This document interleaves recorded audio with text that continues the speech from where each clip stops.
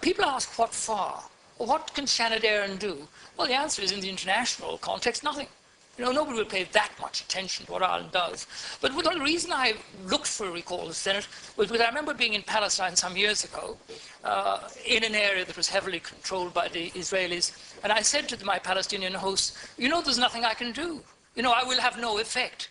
And they said, but at least you will be a witness. You will be a record to our suffering, and we will not go unnoticed. And it's for that reason that I called for the recall of the Senate.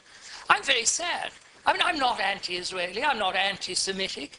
I supported the State of Israel. But in the 40 years I've known the State of Israel and sometimes had a home there, I've seen it completely change. It changed from a left-wing, socially directed country to an extreme right-wing regime that is behaving in the most criminal fashion and defying the world and unscrupulously using the Holocaust to justify what they're doing. And it's time that rag was torn away from them.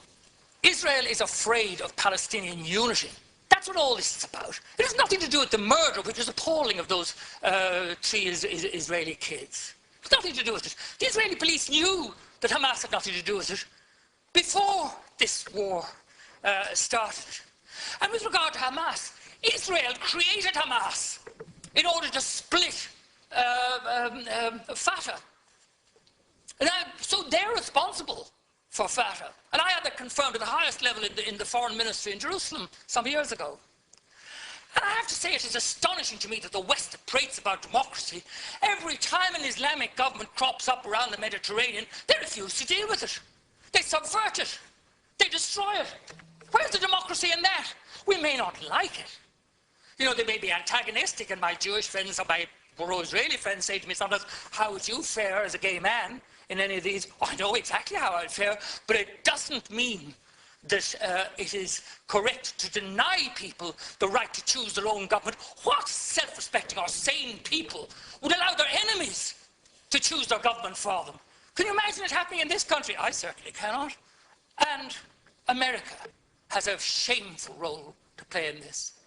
Israel could not get away with these disgraceful acts of international piracy and brigandage if it wasn't for the protecting shadow of the United States of America. And I condemn President Obama for his utter inaction. And I have to say, I was taken a bit aback when I saw that they'd added in Ukraine, which is irrelevant. It's a bit of whataboutery. What about Syria? What about the Congo? What about Iraq? What about everything? Well, we should focus on this. The one thing it does, Minister, is it shows the extraordinary discrepancy. At the instructions of the Americans, we're prepared to boycott, to go in after the Russian banks, to do this, that, and the other. And what do about Israel? We don't even mark a protest note with our vote in the Human Rights Commission of the United Nations. I think that's shameful, absolutely shameful. And as I interjected, it'd be better to be one country in the right than with all the rest of them in the wrong. There are no words to describe what happened yesterday in Jabalia. 6 attacks on schools, and these are deliberate. I have no doubt. Because you had 3,300 people sheltering there. They'd been directed there by Israel. The coordinates were given 17 times.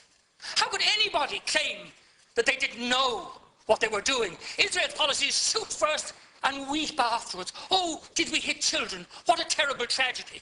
Nobody believes you anymore.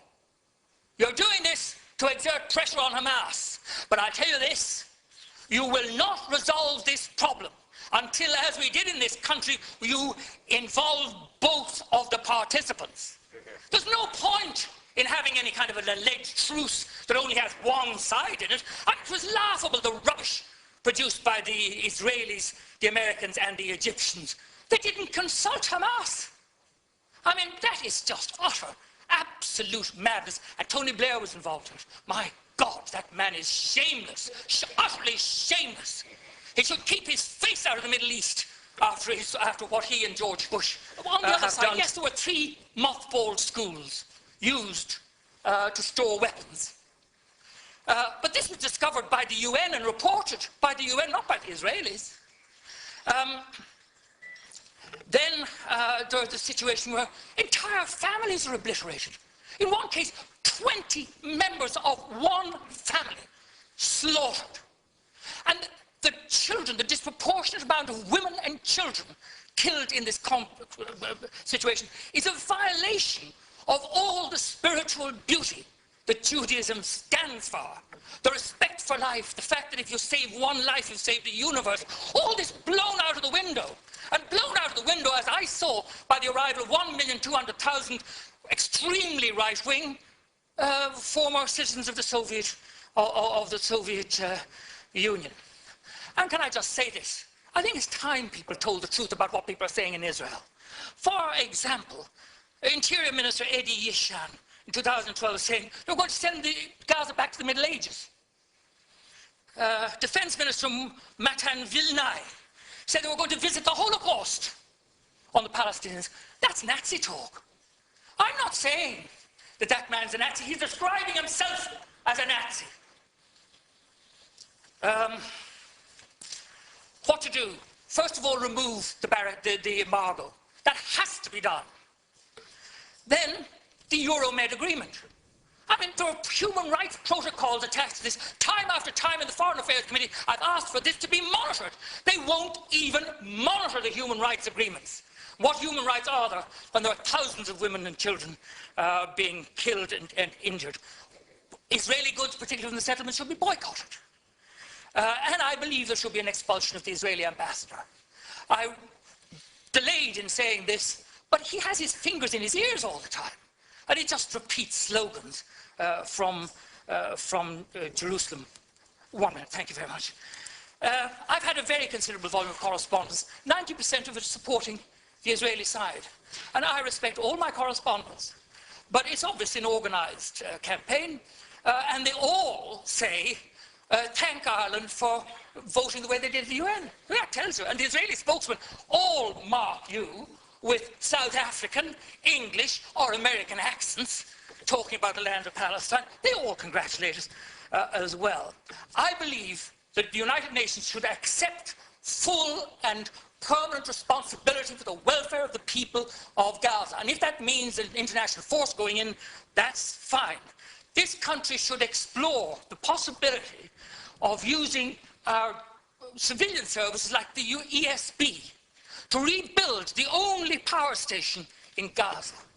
And if I can end on this, I mean, cutting off the electricity to people who are squeezed into this appalling punishment camp, and then cutting back on the food imports and saying, and this is where I say it's Nazi, saying they're placing the people of Palestine on a diet.